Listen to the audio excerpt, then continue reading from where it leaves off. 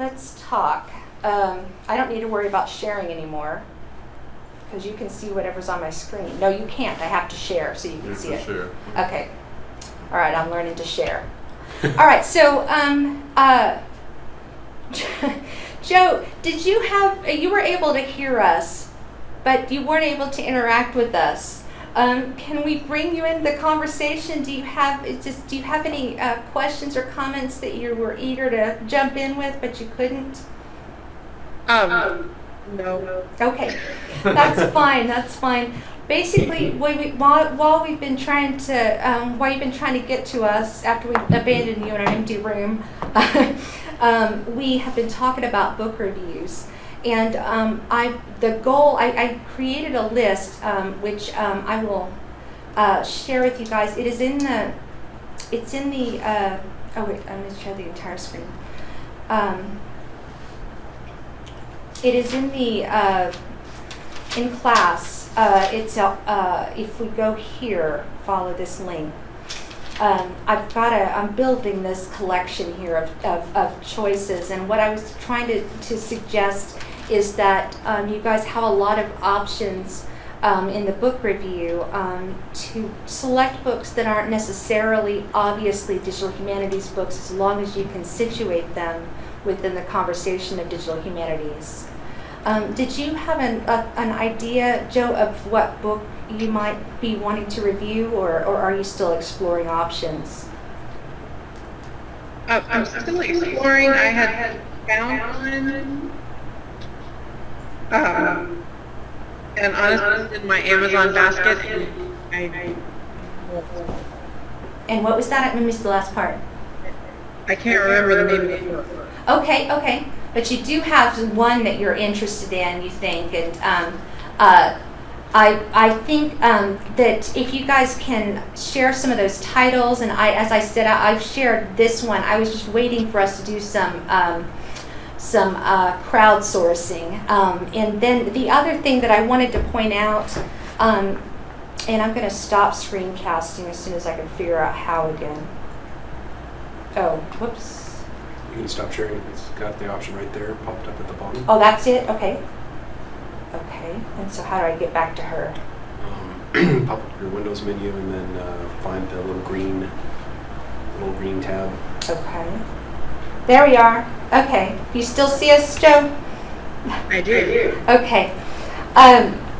So in addition to the list that I put together, which it also echoes your book a lot, I would like for you guys to be thinking about books that are referenced quite a bit in our book here. So anything really they reference. Some of them he references multiple times. I've kind of marked. There's some of it is obvious, but also there's this. What is media archaeology that's mentioned on page 7 in this book, that with some of the pieces that look at the ideas of the archives. They make us rethink those kinds of elements. Something else that gets brought up quite a bit is this mechanisms, new media, and the forensic imagination. So basically I'm suggesting that we comb our readings for options as well. So if you're not already settled on something, that we can do that as well. That is not due until October 29th, so we've got some time. I just wanted to walk through some of the options if people were having trouble selecting them, to suggest that we don't need to focus just on digital humanities scholarship, but on texts that have been or perhaps should be taken up by digital humanities folks with an interest in that kind of thing. So those could be creative works, theoretical works. The list that I shared on Amazon includes a lot of theoretical works, including Benjamin and the Arcades Project, and some a little bit older scholarship like Marshall McLuhan, which we mentioned. So these are things that are taken up in the digital humanities, and that maybe there's a reason to take up more. So I think that's probably enough about the book review, right? Mm-hmm. Any questions about that? Do you feel pretty ready to do that? Do you guys? Joe, do you feel good about it? Okay. I'm gonna now share with you guys the I'd like to talk about the response paper too, because that's because that's coming up due soon.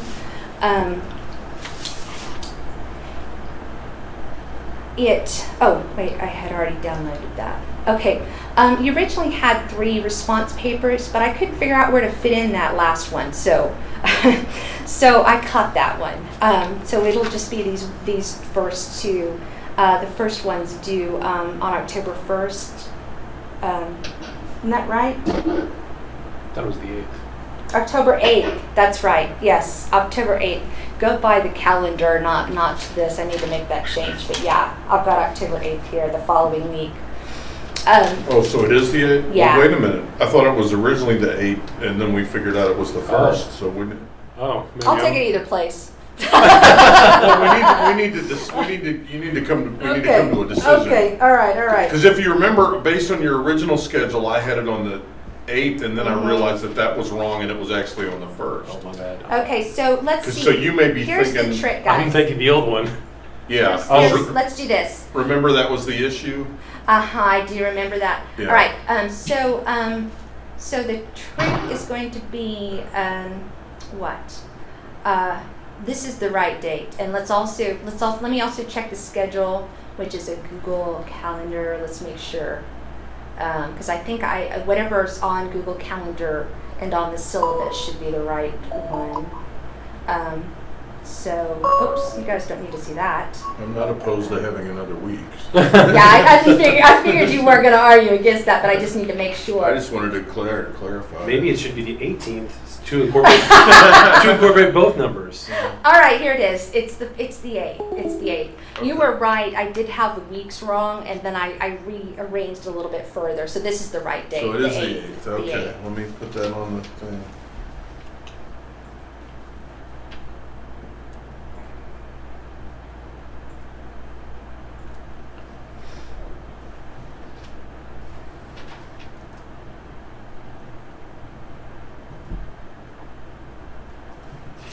Now you need to. Do we need to check the Oh, other? she's gone. Where'd she go? No. We lost her. No. All right. Let's go ahead and go to screen share again, and she will hopefully come back. We miss her. I can still see her name. Her ghost is still there. Did you click something, or did she click something? I don't know. It's no telling.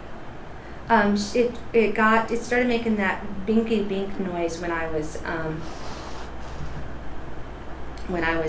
into Google. That might be her back. Let's go see. So she's back. I can hear her. Are you there, Joe? Yeah. As well. Let me see. I need to see you. Can you Yeah, we can hear you. We can hear you. We're Yeah. trying to get back to the screen. I got a call from Scott, who's trying to join as well. Can you? Say that again. I'm sorry. She got a call from Scott, Oh, Scott. So he's trying to get to us as well. but he can't because he doesn't have the link. Okay, so let's invite Scott again. Just look for Scott Lancaster, and it should pop up his picture. He's pretty popular apparently. Oh, well, There yeah. he is. There he is. Now, which Scott are we No, going no, with? that There it yeah. is.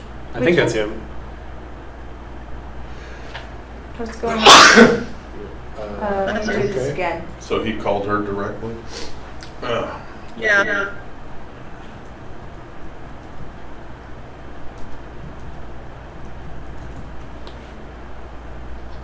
So I know that's him. Yeah. So go with that one. And I like Invite. invite. Go ahead and invitate him. Scott has been invitated, and Joe is back, and all is good in the world. Okay, we'll see what time it is. Who's calling you? Is he calling you? Yes. too? All right. It's technology. Technology. All right. All right. So all of this. Let's go back to some screen sharing while we wait for our friend to come. And we'll stop soon. I So- just working out the kinks. Is the other response paper on November 5th? Oh, that's a good question. Let's look that. See, that's what I've yeah. got. I've got the 5th, but originally you had it on the 12th, so I don't know. It's a mystery. Okay. We just need to clear. Response paper 1 on the 8th and response paper 2 on the 12th. It is of due on the November. 12th. Book reviews due on 29th. the 5th. 5th. What? All right, guys, I got some work to do. Oh. November 5th.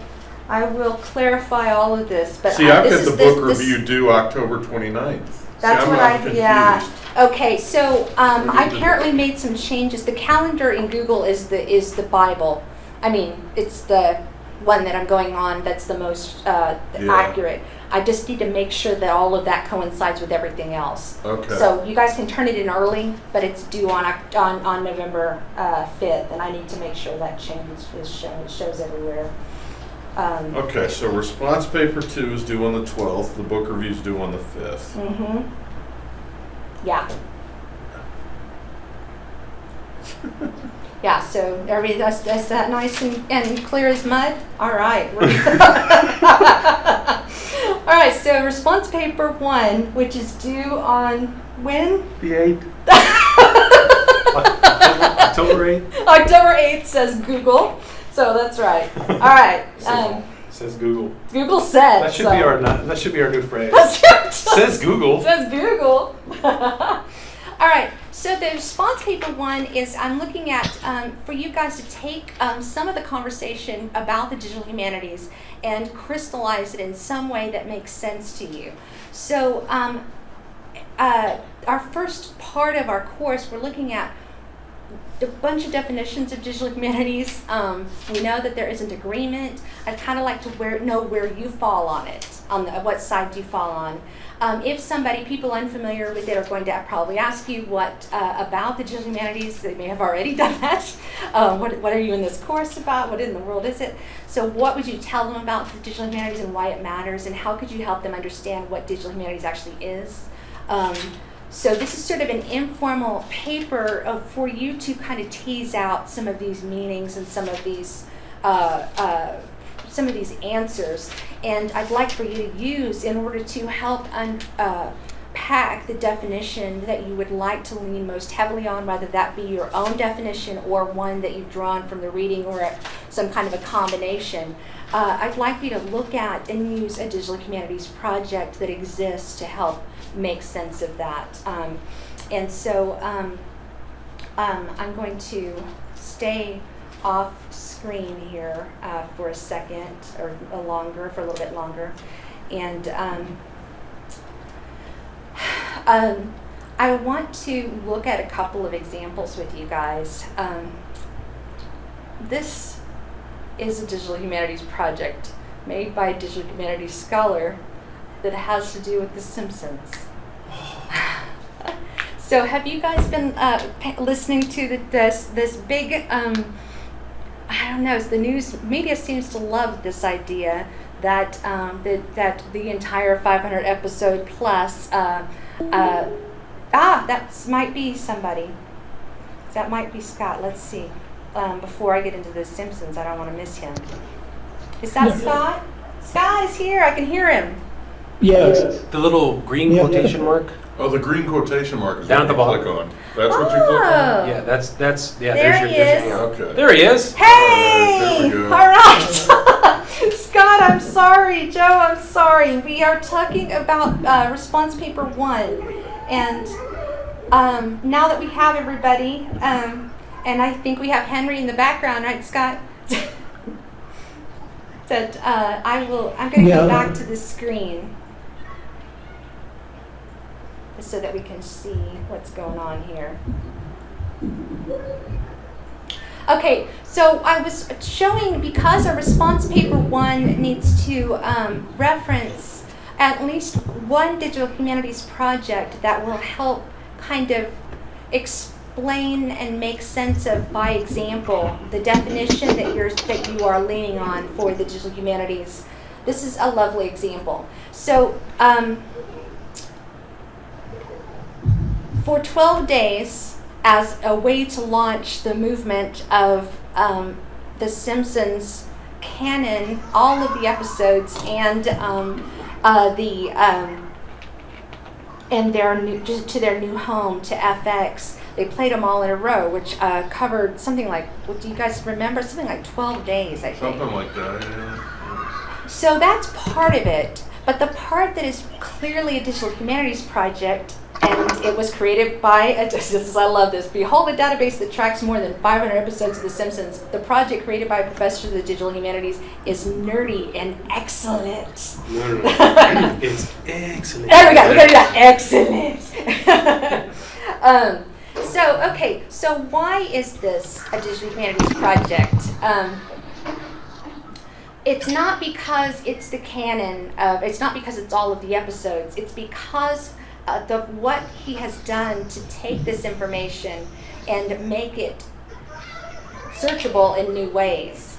It's, let me see if I can find examples. It's called The Simpsons World. It's an app, and it will, here it is. This is a time, this is not the actual project itself, but it's a Time article about it. It's supposed to, we're supposed to be able to explore the world of The Simpsons, which is really, really intricate. If you've ever seen all of the characters that are, how many are there? There are hundreds of characters. All of the different places of The Simpsons have been very carefully laid out. I don't have a good picture of it, but I'm going to do a quick Google search for Simpsons World or Google Images. And because it's sorted so that you can, for example, look at all of the episodes, all the scenes of all the episodes of all 500 plus where Bart Simpson says, "Don't have a cowman." Or you can look at, you can find the very first episode of, I don't know, the moment that Sideshow Mel enters into the picture. He did this because all of the episodes, he was able to create this really intricate database because all of the episodes have been created, have subtitles. And so the text that he has created to search Closed captioning. is Genius. I'm telling you, this is cool, I was huh? wondering how you possibly had time to do this. That's the joy of big data. And so, I mean, is it going to be useful? I mean, the fans certainly think so. But, I mean, as a scholar, maybe if you wanted to do some sort of research on Apu. Well, you could definitely, there's definitely some episodes that lend themselves to very intelligent political or social commentary. Mm-hmm. I mean, there's an episode that they rarely ever show in syndication that talked about homosexuality in very blunt terms. And like I said, they rarely show it in syndication. So there's definitely a lot of years of smart satire, stupid stuff too. That's Right. great, But a little bit of both. You could probably do some scholarly stuff. And so if we were, for example, to, Simpsons is rife with political, or with pop culture references that expand multiple, so this is a scene, they show up every once in a while, sometimes there's just stuff in the background, but this is a Memorex commercial that gets from the 80s that was redone by Bloom County, so that's probably being called upon. And so because we now have this database, we can, it may be, and because I believe it's open source, it can be resorted according to images as well. If there are ways that we want to understand and remix or reimagine or interpret the Simpsons landscape, and we now have a starting place because of this incredible database and app that will be built upon. That is, I think you can walk across the Simpsons homestead and pull up maybe all of the sections of all of the episodes that happen at least in some way at Mel's bar, or the bar, or whatever it's called. Well, Moe's Diner, Moe's yeah. Tavern. Moe's Tavern. Somebody's fan here. I love it. No, I mean, I how watch many? too much TV. Well, I do too, but The Simpsons, come on. And so, so this is a digital humanities project. Also, worthy of digital humanities exploration are some of the early days. I mean, this is really interesting. Before computers, people programmed looms. So it's looking at computer programmers before IBM, before the punch card computers, before even Charles Babbage's analytical engine, which is way, way back. The very first machines that could run something like what is now called a program was used to make fabric. This is the things part of the digital humanities that we can think about the humanity part, the human part of the development of this work in terms of things. I've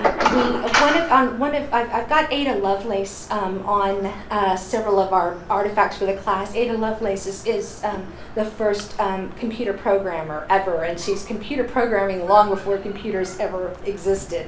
And she's looking at programs that she created for Charles Babbage's machine that is a computer-ish, but certainly way before we knew computers, saying that we may say most aptly that the analytical engine weaves algebraic patterns just as Jacquard loom weaves flowers and leaves. So she's drawing these metaphorical parallels to our understanding of what computers are and what a program is. A program helps build things. And so we program the loom to create fabric that falls across a particular pattern that has to be pre-programmed in a sense. I mean, you're doing it in a way that you can't see it as you're building it. So this is him with his loom.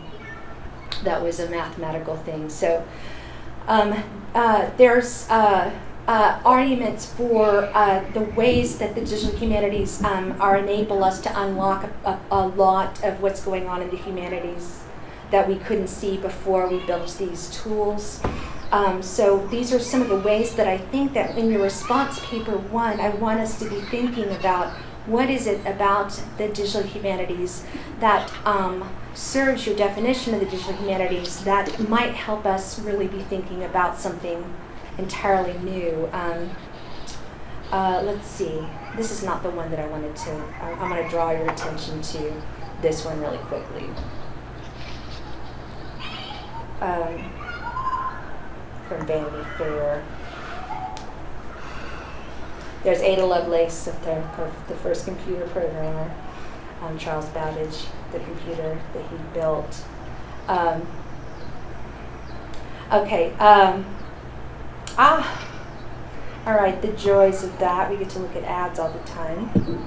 That humanities, especially when we talk about the thing part of it, is connects art and science, and that it enables us to be creative in ways that we never were before. That we can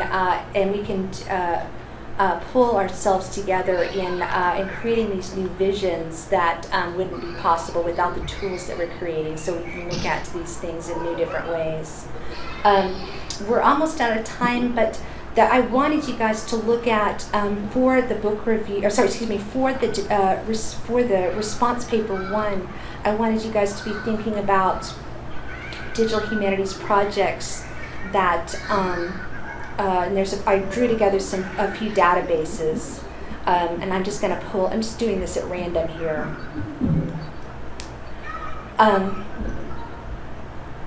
This is a lot of augmentation going on, and that's something that you run into in the dimensions chapter of this. America's least popular war, the War of 1812. Here's the project itself, and there's an explanation of it, but we want to look at it. A lot of it's put up on blogs. All right, so we have a timeline. They did an entire blogspot with it?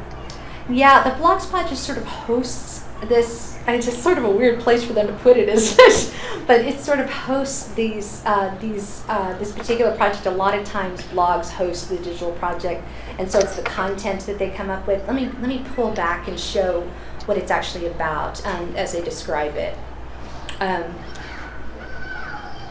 Let's see.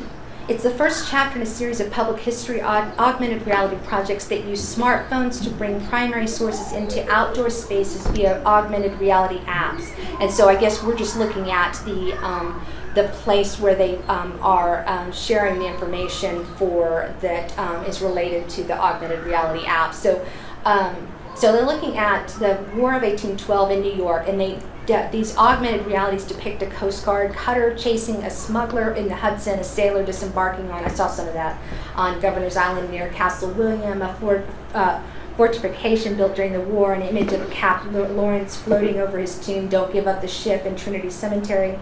So there are live audience interactions, that include participants grabbing floating banknotes that are tied to the history of counterfeiting in a chapel of the Governor's Island. The augmented reality segments are tied via GPS to sites of significance, including rioting, protests, and so forth. So basically, the project that matters is the augmented reality. That may be a QVC code or something that they click, or it may be something that if they open this app, the mobile technologies will know that they're there, and then will pull up some choices. That's a very common thing, but basically this is the ways that we can help connect our physical self within the realities of the world, so we can overlay these histories here. Neatline is a really lovely timeline that we can use. A lot of times it's building timelines or building other ways for us to show our work. There's an Amica platform that a lot of things are built upon. This is Amica was built as a digital humanities tool to help offer opportunities for people who are doing digital humanities work to share off. So this uses Amica to present an illustrated exhibit about the history of the Emergency Committee of Atomic Scientists and the Americans who responded to its call, using representative items from the collection and other nuclear history collections held at this particular place. So let's look at it.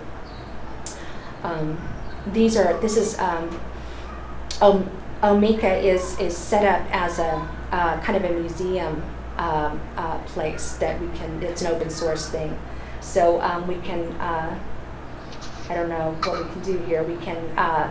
That part of it is crowdsourced. This is interesting. It's asking. There are letters in the collection that they're asking for people to transcribe. This is a common way to use a digital humanities project, is to get people and students involved, and it gives them some information about, then they have an audience for it. So basically, as you were saying about this Johnny mnemonic and the artifacts that we have, it's not just about putting these digital items out into the world, but it's about creating many times an interactive exhibit that will help us make something meaningful out of it. This is another database for us to look at, to pull some projects from. And again, I'm just doing this at random. Hypercities is really an important one. It's the guy who did the Digital Humanities Manifesto was involved with part of this. There's a book associated with it that I think that Megan was interested in doing a book review of.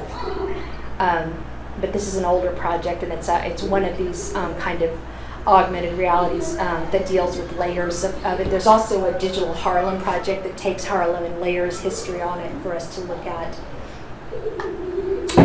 Oh boy, this is a Google Earth thing. I'm not going to be able to look at that. But anyway, we can look at some examples there. And then another giant database for this is the NEH. things so that you guys can kind of dip around in there. There'll always be a description of the project, and you want to pick anything that is that has digital humanities in the title. So I'm going to pull up startup grants. It should pull up. Just give us everything. Anyway, I'll do one. Oops. Okay. No, I won't.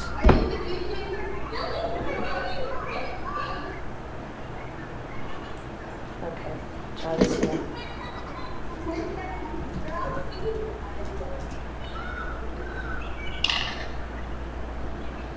Anyway, you guys can play with this, but there's a link to the white paper here. This is the project we did, and we'll talk about it some.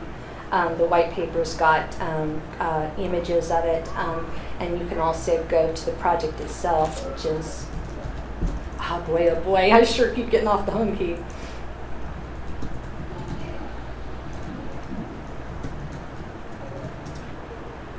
Which is, this is local stuff, but the prototype that we built is this with the pop-ups, and I can play a little demo of it. This is something we'll talk about more later, but the idea here is that there isn't enough just by itself within this is a video which is not coming up, in order to contextualize it further, we have to talk a little bit more. And so as it plays, these things pop up, and it shows a map of where it moves back and forth from commerce to the world. Shows it shows the kind of fact that this is going on all at once, that the civil rights movement, especially in the late 60s, was everywhere, and that there were connections there. And there's information about source materials on there too. I don't know why that's not coming out, but anyway, so I want for the response paper, to get back to that, I want for the response paper to deal with not only your developing definition, but to offer an example. And so I'd like for us to start digging for those at this point. What do you guys have questions about that? Do you have ideas about what you want to do for your response papers? Are they still seeing your screen? Are you guys still? Okay. Pop in here. I'm going to get so I can see you guys again. Now that I have figured this out, let's get to where we can see you guys. All right. Hello, all. Does he have a camera too? He does. He's there. Scott. Scott, are you there? Can you see us? Or is it just a? It's a still. I can't say no. Oh, he can't see us? Oh. Can you see us, Joe? Yep. Okay. I don't know why that is. All right. So We'll have to figure that out. So let's talk a little bit before we close out.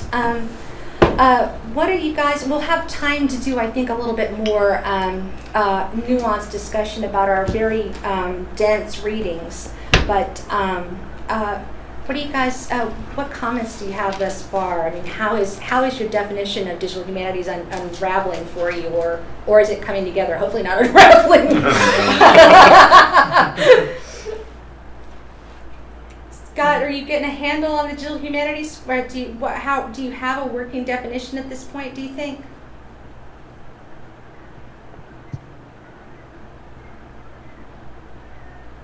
Is he gone? I think you might be gone. How about you, Joe? Do you have a working definition, do you think, at this point?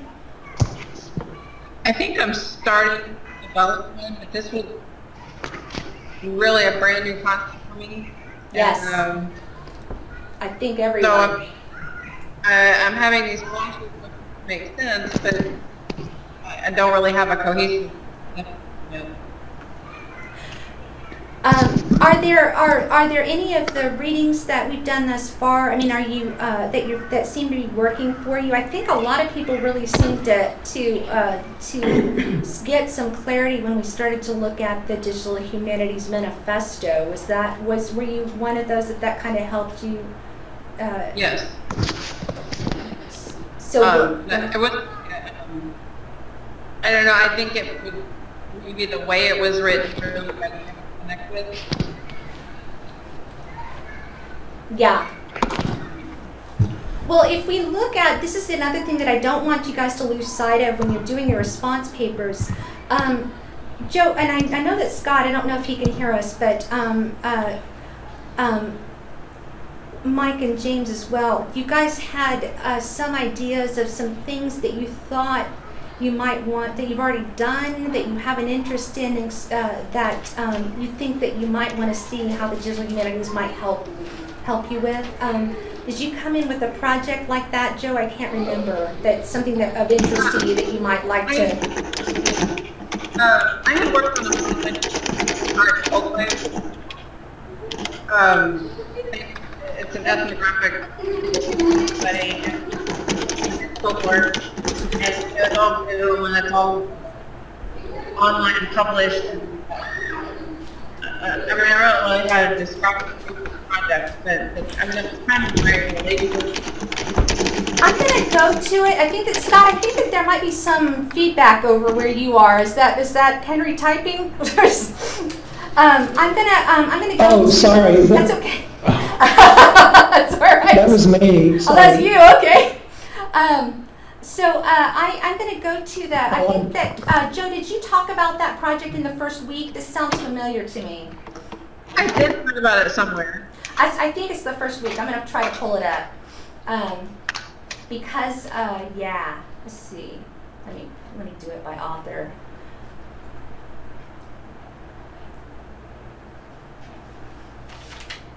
There it is. Okay.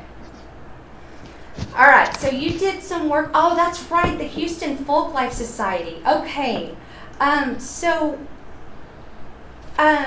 You want to document dying cemeteries and perform some. There is so much good work going on in public history and the digital humanities. Have you found any books on that, or any examples that you're particularly drawn to beyond what you've already done?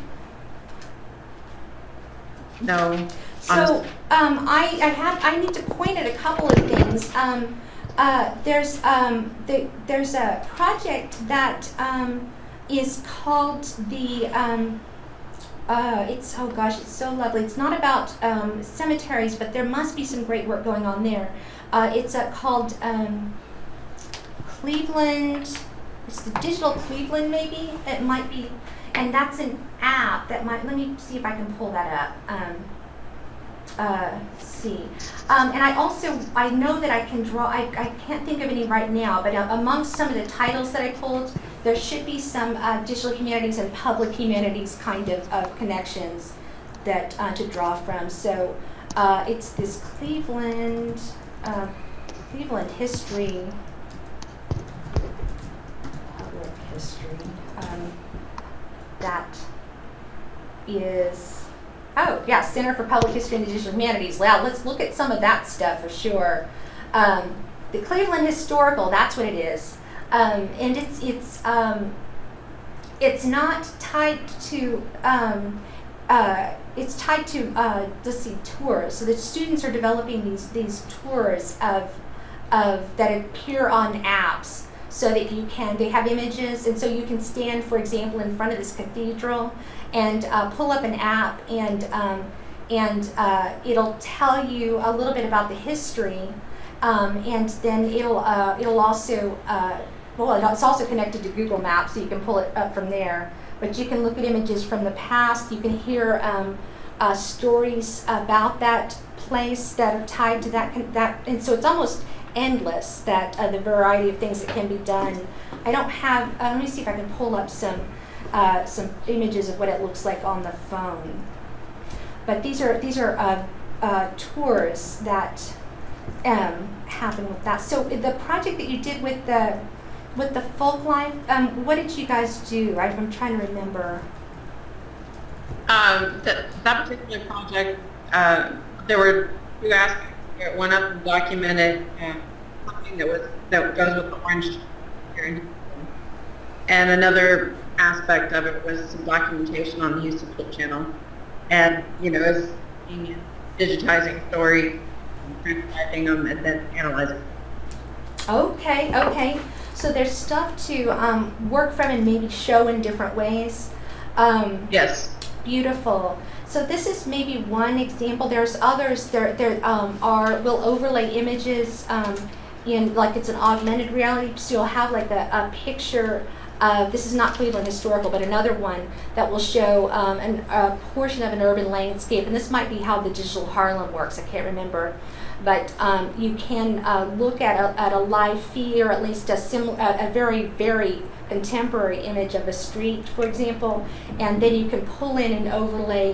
You can see them as transparent images from the Harlem Renaissance, for example, or maybe the kind of more complex 60s and 70s in Harlem, or maybe the gentrification that shows the death of these buildings. So there are a lot of really wonderful examples of things that pull stories of place, but that also bring story alive through walking tours. And this Cleveland Historical that I'm pulling up right now is, you can click on this. There's a little tab for this Lincoln Park, and then you can click that and you get images and a little bit of a story on Lincoln Park. It has some historical maps tied to it, and so forth. So I think that with this first project, with the response paper number 1, what I would do is maybe in your case, since you've had this wonderful experience with your project, you can either just decide to explain it as a digital humanities project and fold your definition within that, or whatever it is that you think that you might want to do next with it, or you can find some examples out there that you think that are clearly digital humanities projects that might be interesting ways to think about the next steps for the projects that you've already been involved in. Okay. So let me stop this. Scott, you have a project that you came in interested in working on, right? Wasn't Scott, can you hear us? Yes, I can hear. Okay, so you were interested in what the digital humanities could do for rethinking the shape of a project that you've been working on. This is a scholarly project, right, from your dissertation? Yeah, well, yeah, there's 2 projects. The first was my dissertation, which I have the chance to get it published if I can figure out how to get it in XML TEI programming. And the other project is the works of an Australian writer that I wanted to make a digital collection of, and trying to figure out how to make it somewhat more dynamic than just putting it online. Okay, so in both of those cases, I think a good use of your response paper 1 would be to look at examples of archive-based projects that have done something really smart with it beyond just digitizing it, somehow making them more interactive, somehow offering some kind of interpretive lens. Or maybe some remaking of some scholarly work that definitely pulls from the digital humanities that might be good examples for directions that you might take your book project. But in either case, I would say, whatever whatever working definition that you are building for the digital humanities, you'll want to be able to make the argument that whatever it is that you're looking at is a good example of however you're defining the digital humanities and how you think that you might want to explore it yourself when you get on to the next step. What about you guys? Mike, you came in with an idea that's been developing, I think, or changing. Yeah, I don't. It's so different now. Yeah, I mean,